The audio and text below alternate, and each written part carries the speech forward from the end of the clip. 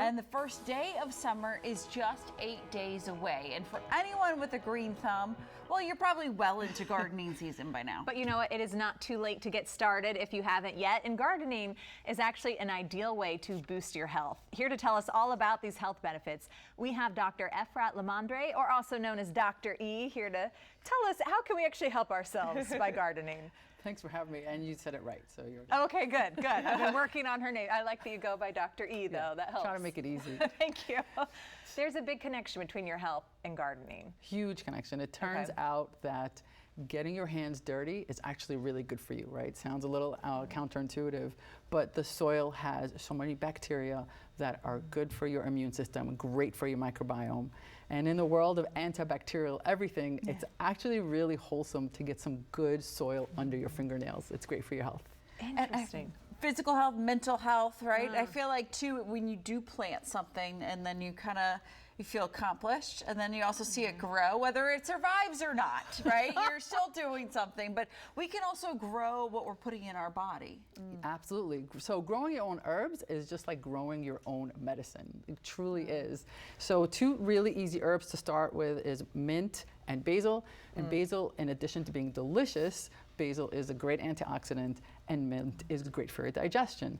And there's something magical about pulling it from your garden and putting it on your plate.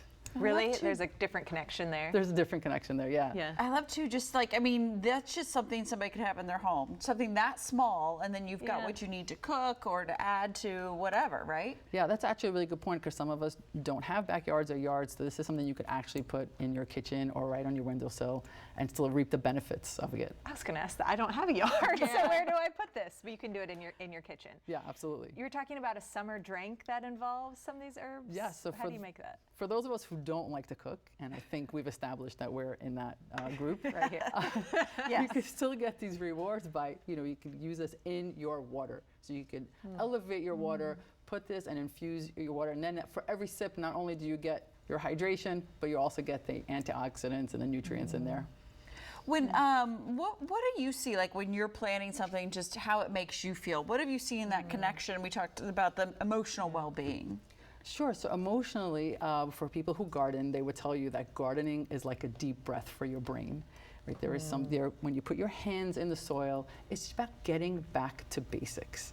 And there's also something rewarding, I think you mentioned earlier, about watching your own plant grow. Yeah. And for people who garden, they will say that just being able to garden just makes the rest of the world kind of melt away. So you have that aspect of it. Yeah. Physically too, it is. If you're doing a lot of gardening, how good is that for you? So physically, it could be your outdoor gym. We always think that you have to go to the gym to get a workout, but gardening is a full body workout. You're bending, you're lifting, you're turning around, so it's a total body. Exactly, squatting, maybe some lunges in there. Yeah. And while you're moving around, you're also getting the reward of the vitamin D from the sunlight and just the overall fresh air. Yeah. I'll say at beginning of spring, I planted the hanging.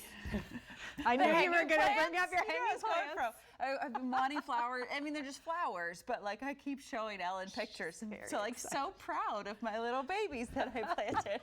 Yeah, that's exactly it. So the reward that you get from watching your babies grow. And every time I pull up to my house, I'm like, oh, I did that. That was mine. Ellen's probably sick of seeing my. It proves the point we're talking about here, right? This is great for your. But is there like certain soil we should be looking for when we're planting?